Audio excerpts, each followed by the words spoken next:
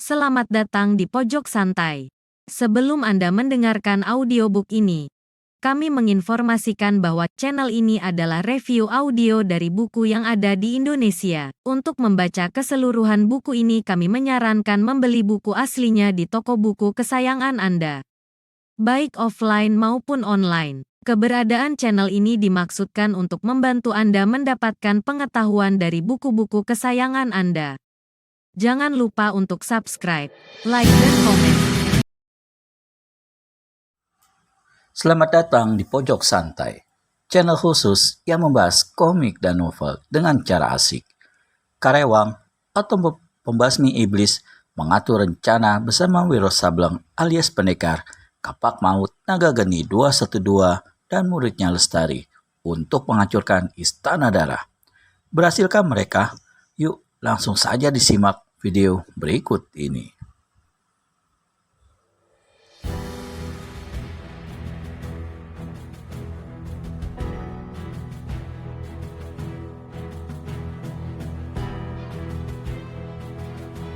Apa yang kau lihat, Panji? Tanya si botak mata buta.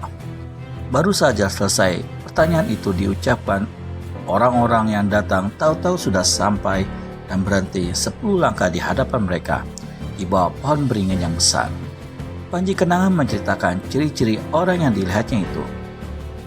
Aku mendengar sesuatu terbang di udara, pasti burung, kata si botak mata buta. Memang betul ucapanmu, orang tua. Seekor burung elang terbang berputar-putar di atas kepala orang-orang yang baru datang itu. Si botak mata buta kerenyitkan kening. Apakah burung elang itu berbulu merah? Iya, benar. Dan orang tua yang didukung oleh pemuda berambut gondrong itu bermata buta. Panji meneliti sebentar lalu membenarkan. Si botak mata buta memukul keningnya dan pada wajahnya terlukis senyum lebar. Maka dia terdengar berseru, Karewang, memang justru pertemuan inilah yang kuharapkan. Karewang alias si pemusnah iblis yang saat itu masih didukung oleh Wiro Sableng memutar kepala dan mengeluarkan seruan tertahan. Nanggala, serunya menyebut nama asli si botak mata buta. Bermimpikah aku bertemu dengan kau di sini? Lalu katanya pada Wiro, bawa aku ke hadapan sahabat lamaku itu. Begitu saling berdekatan, kedua orang tua yang sama-sama buta itu saling berangkulan. 20 tahun Karewang, 20 tahun aku tak bertemu kau. Dan nyatanya kau masih buta-buta juga. Kedua orang itu lantas tertawa gelak-gelak. Sementara Panji Kenanga, Wiro Sableng dan Lestari hanya berdiri telongo-longo. Kita ini macam orang edan saja, berkata Karewang. Sampai-sampai lupa berada di mana dan lupa apa maksud kedatangan kita kemari. Apa maksudmu datang ke sini, sobat? Agaknya udara busuk di tepi pantai ini menarik hatimu. Karewang tertawa rawan.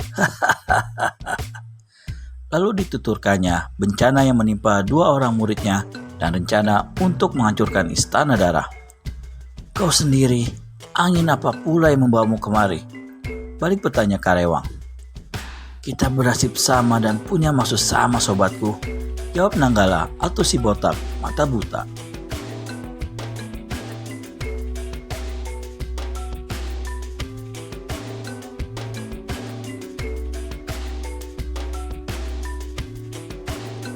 Setelah memperkenalkan Panji Kenanga pada orang-orang itu, maka dituturkannya kejadian yang menimpa 2 orang saudara seperguruan Panji Kenanga.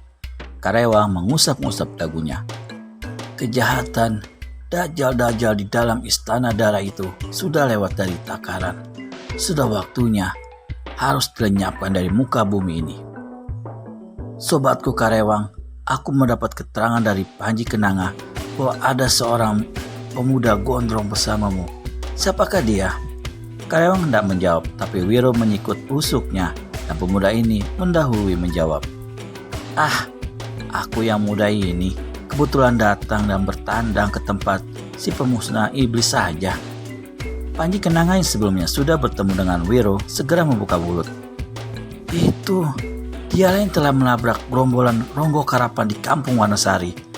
Juga dialah yang menyelamatkan anak murid si pemusnah iblis, dan ternyata usahanya berhasil. Wiro cuma bisa senyum-senyum saja mendengar ucapan itu. Semuanya serba kebetulan saja sobat, katanya merendah. Dan dia adalah Wiro Sableng, pendekar 212, menambahkan Panji Kenanga. Sepasang mata buta Nanggala membuka lebar-lebar. Pendekar 212, ulangnya. Sudah sejak lama aku mendengar nama itu. Sudah sejak lama aku mendengar kehebatan Wiro.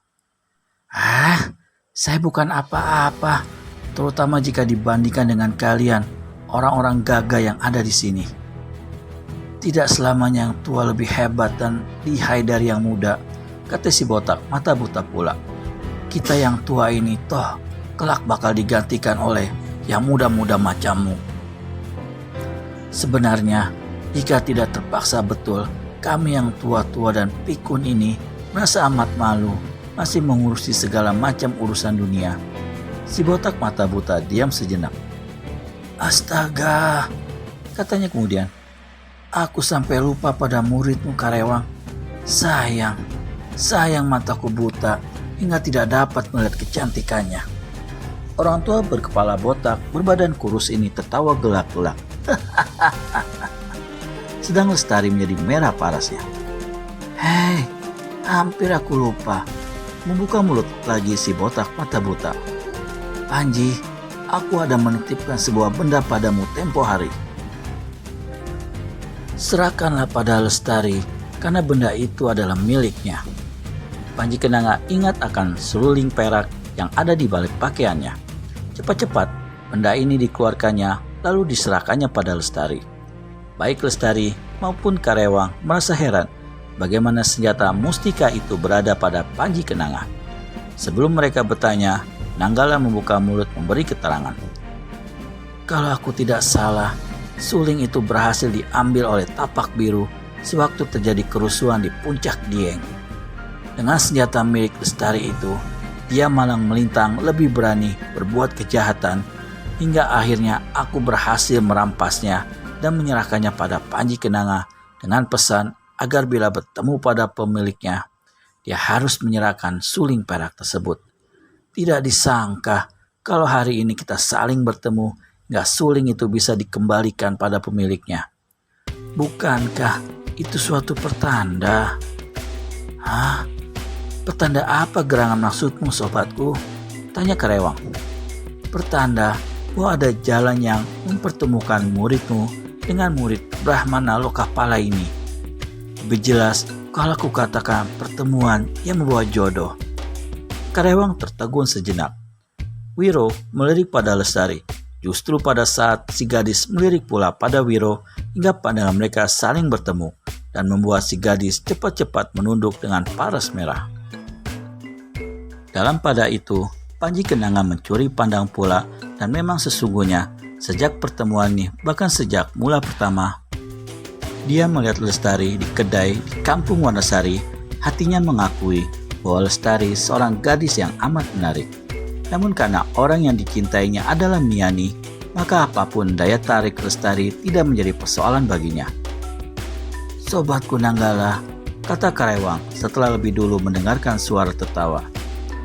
Urusan jodoh, biarlah kita bicarakan belakangan. Kurasa kurang pantas dilakukan saat ini dan juga kurang tepat kalau kita berani menyebut-nyebut urusan itu tanpa setahu Brahmana Lokapala. Bukankah begitu, Panji Kenanga? Iya betul sekali orang tua, saut Panji Kenanga. Nah, sekarang mari kita bicarakan penyerbuan ke dalam istana Dajjal itu, kata Nanggala. Masuk ke dalam terlalu besar bahayanya. Ini bukan karena aku takut, tapi Rangrang Srenggi memang betul-betul cerdik dan licik. Kita mesti hati-hati Panji. Panji, coba kau naik ke pohon beringin itu dan selidiki keadaan di belakang tembok darah. Dengan ucapan Karewang, Panji Kenanga dengan satu gerakan enteng segera melompat ke atas pohon beringin. Namun baru saja dia menginjakkan kakinya di salah satu cabang Tiba-tiba laksana tangan-tangan setan, puluhan akar gantung pohon beringin itu bergerak melibat seluruh tubuhnya. Bagaimanapun diusahakannya untuk melepaskan diri, tetap sia-sia belaka. Semua orang terkejut melihat kejadian ini.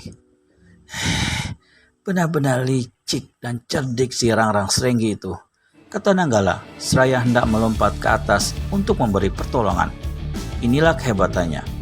Meski buta, tapi dapat merasakan apa yang telah menimpa Panji Kenanga. Biar burungku yang turun tangan Nanggala. Mengapa kau mesti susahkan diri? Berkata begitu, Kelewang mendongak ke udara dan berseru, Sultan, lepaskan pemuda itu. Bagaimana kelanjutan para jago-jago di dunia persilatan ini selanjutnya? Temukan jawabannya di video selanjutnya hanya di channel Pojok Santai. Segera subscribe dan tekan tombol lonceng untuk mendapat notifikasi video terbaru dari kami. Terima kasih dan sampai bertemu kembali.